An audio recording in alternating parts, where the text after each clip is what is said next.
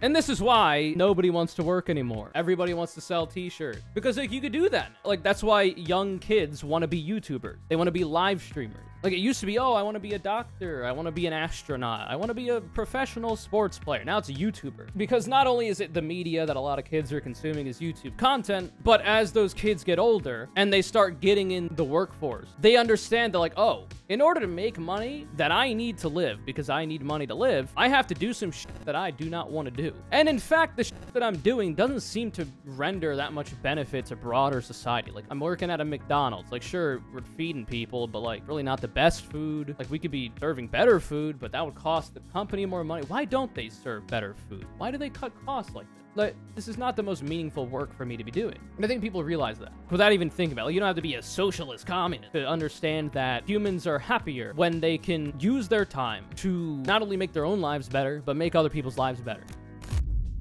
Hello, Vok. How long have I been live for? 3 hours? Damn, I went live late today. Yeah, I got out of bed at 7 p.m. So, like, I'm not without my problems, okay? I'm not trying to pretend that I'm some person who's got it all figured out talking about this shit.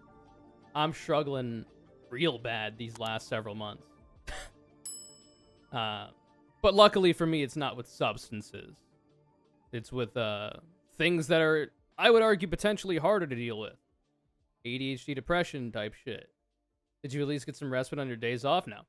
The days off didn't do shit. I started today's stream in exactly the position I was the last stream. But it is what it is. I did take the time to play a lot of video games, though. And that's the thing. That's the thing about a break. For me, I don't think simply taking a break is enough. You did do a bit of art. That's true. That was good. I'm happy about that. But for me, I don't think simply taking a break is enough. Because it really depends on what I'm doing during the break. That's what's important to me. And that's what would be beneficial for me. And simply playing video games is not enough. And I don't feel like I have the mental energy currently to do more with it. So, like, taking, like, a break for the express purpose of trying to fix shit is not, like, a thing I can do, I don't think. And I don't think it's necessarily good for me either. Like, I feel bad taking a break. Not because of any of you people. I don't give a fuck about any of you. You're all just numbers on a screen. I'm just kidding. But it's not because, like, I feel like I'm disappointing people or whatever. It's more so because I feel bad if I don't stream. Because, like, this is my job, right? Like, my brain is formatted and has been molded by the public school system and me getting a job in my junior year of high school and working ever since then until COVID, essentially. My brain has been specifically molded to be a cog in a machine and to be a worker, right? And now I don't have that, like, impetus. Like, before, and I've talked about this before too, but we're talking about pretty fucking cerebral shit or whatever. I've talked about before about how, like, back when I had a day job, my life was kind of in a better position, not in, like, in terms of, like, my financial situation, but kind of in my mental situation. Because the job, like, regulated my schedule more. I had to get up and go to work, because if I didn't, I would get in trouble and then get fired, and then not be able to pay my bills, and then be homeless, right? Like, there's that threat, that implicit threat that everybody who's a worker engages with. And that actually helped me, unfortunately. This is not a good way to go about it. But that is what, throughout the entirety of my working life, kept my shit in order, right? That's not good. That is a negative. That's not how your life should be. And that's not how you should be forced to live, but we live in a society, and you are. So I'm not, like, saying this is a great thing. I'm saying the opposite of that. It's some dog shit. But that's how my life was. And not only did it, like, keep my schedule in order, like, it cut down on my free time, so I was, like, more cognizant of what I was doing with that free time and trying to do more things that I wanted to do and all this kind of shit. It kind of, like, pushed me having less free time to, like, utilize the time that I had more effectively, you know? And by effectively, I mean, like, doing shit, like, leisure activities that I like, engaging in creative pursuits that I enjoy, working on side hustles, I guess, was also a thing that felt decent, I suppose. Because now I'm a live streamer, that was one of the many side hustles I fucked with a little bit, and this one I got lucky with, right? Also, I'm losing my voice because I haven't been talking this much recently, because I took a couple days off stream. So apologies for that. But I was talking a lot in the last segment, and loudly as well. So I'm struggling over here. Anyway, I was talking about how the lack of time pushed me to utilize my time more effectively in my eyes. Yeah, and so the big meme with that is now I don't have that. Cuz like I say, I got lucky with the content creation thing, not because I'm like profoundly successful, but because I became friends with another content creator. We both started at the same time, but his shit took off, mine didn't.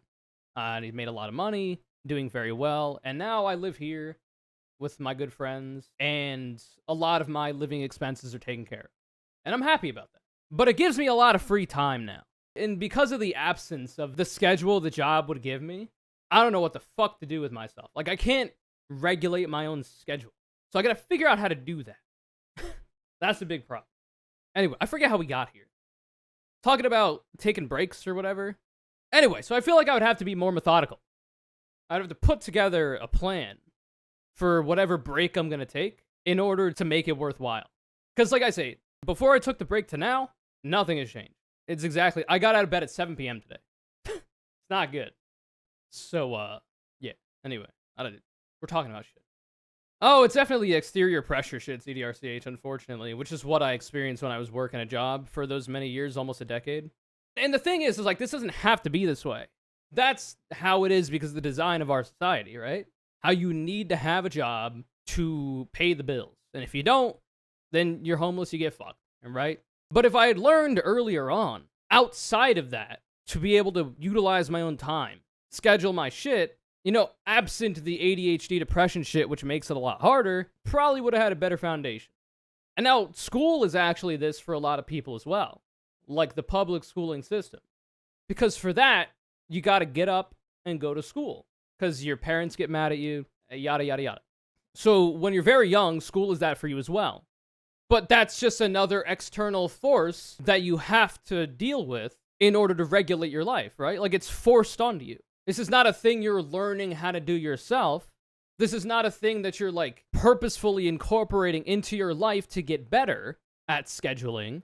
It's a thing that you have to do or you get in trouble. Now, of course, the stakes are not as high, depending on how you look at it, than when you have a job, but it's the same basic concept. You're not really taught how to do all this shit, you're just kind of forced to do it. That's why college fucks so many people. Yeah, I didn't go to college because I didn't know what the fuck I wanted to do with my life, and I didn't want to have to go into student loan debt for some shit I didn't give a fuck about, so I just stayed in the workforce. Now, I turned out okay. It was not the best decision, but it was a financial decision. I just didn't want to have to deal with debt. Now, if we lived in a society that wasn't fucking upside down, and higher education was subsidized by taxpayer dollars and by taxing the wealthiest people in this country more than we do right now, utilizing the tax revenues that we derive from that process and reallocating some tax revenues away from things that don't need to be as overinflated as they are, like our defense budget, for instance, while allowing us to remain one of the most powerful military fucking in the world, we put it towards subsidizing higher education for people. I would have already had a 4-year degree. I graduated 2014, 2018, I would have had a 4-year degree. And any 6-year, 8-year, whatever, how the fuck it works, I don't know, I didn't go to college. Nobody else in my family did either. And, I'm in a better position than all of them because of luck. I did a little bit of work, to make my fucking content shit happen, but the majority of it's been luck. And I'm in a better position than the rest of my family. Some bullshit. It's a genuine back of my mind fear of mine that what if humanity broadly requires an implicit threat to get anything done? Well, that's only in existence because we've formatted our society, and by we I mean the capitalists who want to extract more money from your labor have crafted society because they've been able to hold the levers of power by being the politicians or paying the politicians to format the society in that way. It doesn't have to be that way. Capitalism is not natural. No economic system is. In fact, if you go back far enough, back into the primitive days of man, there was a different system in operation. It was a more communal system where money didn't exist. Ideas of class didn't exist as much. Still kind of did, though, because of the hierarchies in the family and in tribes that existed. There was no states. It was a stateless society. Some would argue one of the most natural organizations of society was a social one or a communal one. I don't know if there's a name for that. Capitalism is not natural. So the idea that humanity requires that implicit threat to get anything done is bullshit. It's not true. But it exists. Not that it's necessary, but the fact that it seems necessary and is a force on people's lives is the design of man. It is not natural. It is the design of men who have infinitely more power and money than you will ever see. And it's specifically crafted in that way to make you work for longer hours for less wages so that they can take home more money. That's capitalism, brother. Just the way the world works. If you're conditioned to use your time for work, it's hard to figure out how to use your time for yourself. Yeah. Especially considering a lot of hobbies are now a lot more easily monetizable. So, like, there's the whole meme of the starving artist, and that was certainly a lot more true way back in the day before the internet. You know, you had to know somebody, get picked up by some publisher or whatever to be able to make a career out of the art you were producing, be it painting, poetry, writing, music, whatever. But nowadays, you can monetize your hobbies pretty easily. Now, your success may vary, but you can. You can sell your music online. You can sell your music on Bandcamp. You can get your music on YouTube, get ad revenue. You can sell commissions online. You can sell prints online. You can actually make a fair amount of money if you know how to work social media to advertise yourself and monetize your hobbies that way. But that just turns your passion projects, the things that you would do for yourself, into work all over again. And of course, it is all labor. Like, if you're not intending to make any money from it, but you are spending time to paint a portrait, that's still labor, because there's labor involved in those strokes of the pen, right? In creating that art, getting good at that art, studying to get better at the art that you're creating. There is labor involved. But there's a difference between labor and work. Work, broadly speaking, what we understand it to be in society, is things you do to make money to live. That's your work. That's your job. And with that, you have to do labor. It's just that you sell your labor to whoever you're working for so that they can make more money than you'll ever see. And this is why nobody wants to work anymore, right? Everybody wants to sell t-shirts. Because, like, you could do that now. Like, that's why young kids want to be YouTubers. They want to be live streamers. Like, it used to be, oh, I want to be a doctor. I want to be an astronaut. I want to be a professional sports player. Now it's a YouTuber. Because not only is it the media that a lot of kids are consuming as YouTube content, but as those kids get older and they start getting in the workforce, they understand that, like, oh, in order to make money that I need to live, because I need money to live, I have to do some shit that I do not want to do. And in fact, the shit that I'm doing doesn't seem to render that much benefit to broader society. Like, I'm working at a McDonald's. Like, sure, we're feeding people, but, like, really not the best food. Like, we could be serving better food, but that would cost the company more money. Why don't they serve better food? Why do they cut costs like this? You know, like, this is not the most meaningful work for me to be doing. And I think people realize that.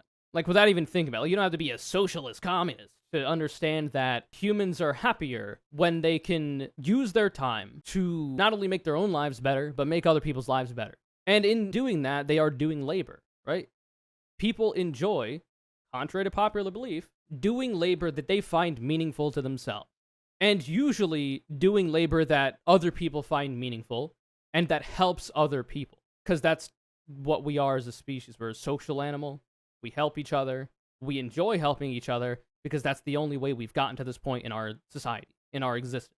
And it's the only way we're going to make it better as well. And in doing all that labor, you know, people enjoy it. But now people are seeing like, oh, well, in order to make money to live, my prospects are very low. Because if I want to get a good job, well, then I got to go to college. And I get penalized for pursuing a higher education because I have to pay for student loan debt, even though other comparable OECD nations don't have that problem. And I don't really want to do that because I don't want to be in debt. I don't even know if I'll get a good job with that degree anyway. And I don't even know if I like doing that shit. But the other option is like, oh, well, I have to go into a very easy entry-level job. And, go into the food service workforce or the service workforce.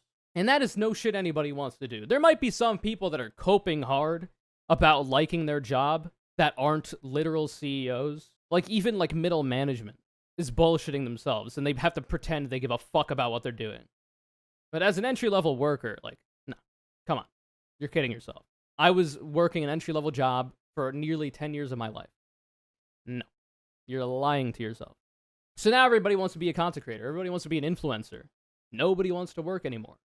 And it's because the system that we've built provides so few actual meaningful jobs to work and also doesn't really allow for you to do shit on your own time And a lot of the times, what people are doing on their own time, they're trying to monetize because they don't want to have to work the other jobs that are clearly bullshit. And you end up monetizing your own hobbies, and then they don't really become hobbies anymore, but they become work, and they become less meaningful and important to you.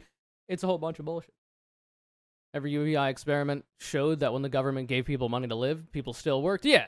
So, like, in achieving all this, I am much more pragmatic than my contemporaries might be. You know, I'm a big fan of things that we can do in the here and now that we can achieve within a certain smaller time frame. I got a lot of love for people that have bigger ambitions than that. Certainly a lot harder to achieve, though. Which is why when I talk about my politics, I just say I'm a socialist. I am just anti-capitalist is probably a better descriptor. Anti-capitalist, anti-fascist, but I repeat myself. And I have a variety of policies that you would probably fall under social democrat, unfortunately, which is still capitalism. It's just like one of the best possible versions of capitalism you can get, which is still not ideal. But I would rather see that as a jumping off point towards something better, you know? So that's why I'm like a big fan of unions, organizing in your workplace, organizing in your community, all this shit. Also, thank you very much, Riverboat Jack, for the raid. I hope you had a good stream. Was bopping? What's going on, everybody? Appreciate the raid. So many video game YouTubers I've watched who can't play video games in spare time because they have to play so much live. Yeah. Or to live and live, I guess. Because, like, the only reason I'm in a position I'm in right now is, one, because I got lucky, first and foremost. And two, because I monetized one of my hobbies. And outside of that, I've always been fairly decent with money, I guess. Because, you know, I've been poor my whole life, and my dad's always told me, yo, save your money, save your money. Don't spend it on bullshit you don't need. Save your money. You know, that kind of shit. Because he's an immigrant. Immigrant fathers are usually like that, and for good reason, right?